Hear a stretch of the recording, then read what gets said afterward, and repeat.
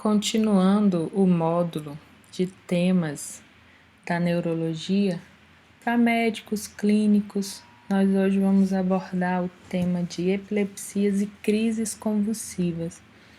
Estima-se que 1% da população mundial tem epilepsia, então é um número bem alto, é uma doença bem prevalente e por isso que todos têm que ter conhecimento, principalmente aqueles que trabalham em pronto-socorro, que vão atender esses pacientes em crise na porta. Não tenho nenhum conflito de interesse e o roteiro da aula vai seguir esse passo a passo. Nos conceitos, crise convulsiva é uma expressão clínica de uma sincronização anormal e excessiva dos neurônios corticais que resulta em uma mudança na percepção ou no comportamento. Então, a epilepsia é a doença neurológica que se caracteriza pela ocorrência dessas crises convulsivas, que podem ser espontâneas ou recorrentes. Para o diagnóstico, tem que ter pelo menos 2 crises epiléticas não provocadas, com mais de 24 horas de intervalo entre elas, uma crise epilética única, com a probabilidade de recorrência de pelo menos 60%, ou o diagnóstico de uma síndrome epilética. A epilepsia é considerada resolvida quando há ocorrência de 10 anos livre de crise e sem o uso de fármacos antiepiléticos nos últimos 5 anos. Como eu falei, a prevalência gira em torno de 1%, 1,5% a 2% na América Latina. Estima-se 50 milhões de indivíduos em todo o mundo e 5 a 7% da população apresentará pelo menos uma crise na vida, mas não necessariamente vai desenvolver o diagnóstico de epilepsia. Ocorre em todas as idades, costuma ter um curso crônico e a maioria das crises não apresenta um padrão genético evidente, sua herança é multifatorial e é mais prevalente em regiões em desenvolvimento.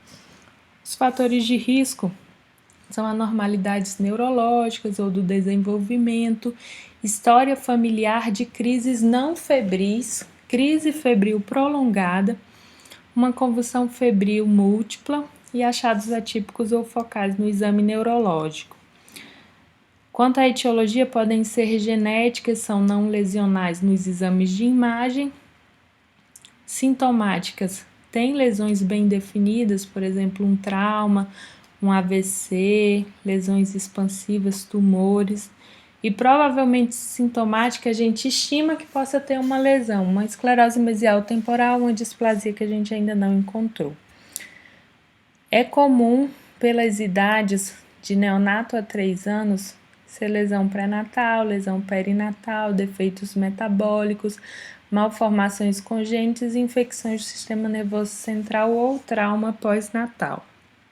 De 3 a 20 anos, uma predisposição genética, infecções, trauma, malformações congênitas e defeitos metabólicos. Dos 20 aos 60 anos são os tumores cerebrais, trauma, doença vascular e as infecções, e acima dos 60, uma doença vascular, tumores cerebrais, trauma, desarranjos metabólicos sistêmicos e infecções.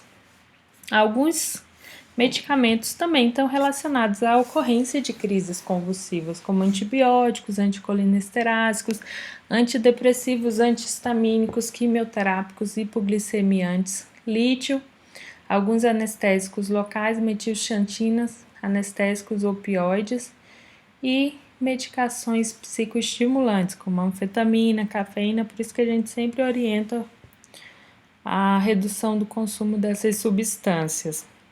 Na fisiopatologia é bem complexa e mal compreendida, mas tem relação com a alteração dos canais iônicos, por isso que muitos fármacos utilizados se relacionam ao bloqueio desses canais, assim como a ativação cortical repetitiva, que aumenta a transmissão excitatória e deprime a resposta inibitória, criando um circuito com atividade autônoma. Aqui na foto a gente mostra algumas causas de crises, como tumores, aneurismas, hemorragia, AVC, displasia cortical.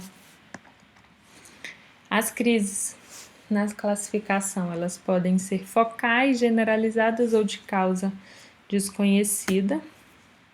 E as manifestações nessa caracterização de focal, generalizado ou desconhecido, a gente pode dividir ela em motor, não motor.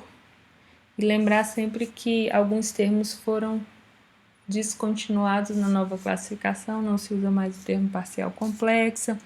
Evolução para crise tônico-clônica bilateral é utilizado em substituição ao termo generalização secundária. O diagnóstico é clínico, como eu falei no início, 2 ou mais crises com intervalo maior de 24 horas, uma crise com risco de recorrência ou uma síndrome epilética. E a epilepsia ativa ela é quando 2 ou mais crises ocorreram nos últimos 5 anos. O diagnóstico tem um suporte com os exames, então a gente sempre pede eletroencefalograma, porque tem uma correlação clínica com o tipo de epilepsia. Exames laboratoriais, exames de imagem. Aqui nós temos uma fotinha de uma crise focal na região temporal direita, tá? Aqui nós temos uma crise generalizada bem típica de crises de ausência, que acontece essa ponta onda generalizada 3 Hz, uma crise generalizada também tônico-clônica generalizada, começa com a fase tônica, a fase clônica e tem uma fase de estupor, onde o elétron fica suprimido. Aqui, novamente, um eletro de uma crise tônico-clônica generalizada, um eletro da crise de ausência, que tem essa ponta onda generalizada 3 Hz, um eletro caótico, que é bem típico da ipsiarritmia, que ocorre na síndrome de West, isso é uma urgência médica para tratamento. Quando e como tratar? Os indivíduos com riscos de apresentar outra crise de recorrência de até 60%, na primeira crise você já inicia o tratamento. Você descobre isso através dos exames que você vai realizar, né? Se tiver um déficit neurológico focal, se o eletro for alterado, se tiver uma lesão cerebral e retardo mental, geralmente você já começa na primeira crise. Sempre dar preferência à monoterapia e a escolha da droga depende do tipo de crise e também da eficácia e dos efeitos colaterais dos medicamentos. Ao longo dos anos, desde 1860, quando o brometo foi descoberto, depois, 1910, após isso, foi o fenobarbital. A partir de 1935, por aí, vários fármacos foram descobertos. Só que esse tanto de fármaco que foi descoberto não mudou a história natural da doença, tá? Cerca de 30 a 40% dos pacientes ainda continuam refratários, são os pacientes que têm que ser encaminhados para centros de referência para investigação de cirurgia de epilepsia.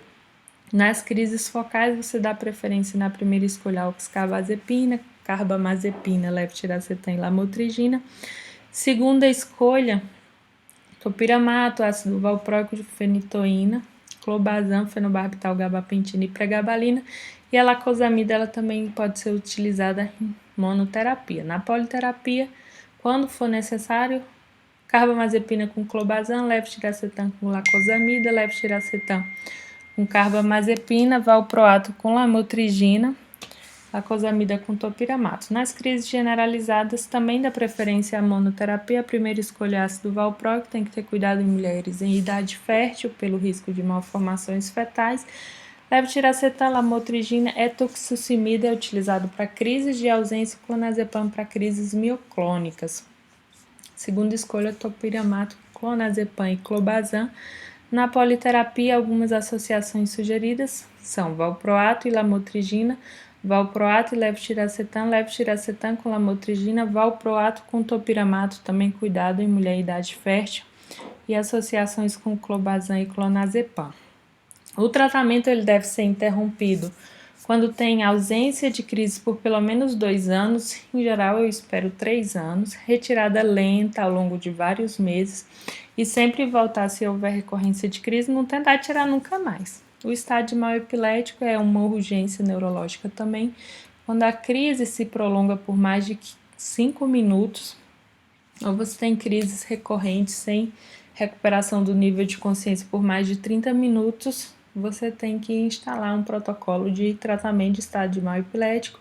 É mais frequente em crianças, pacientes com patologia estrutural e também na retirada de anticonvulsivantes. É comum o paciente entrar em estado de mal epilético.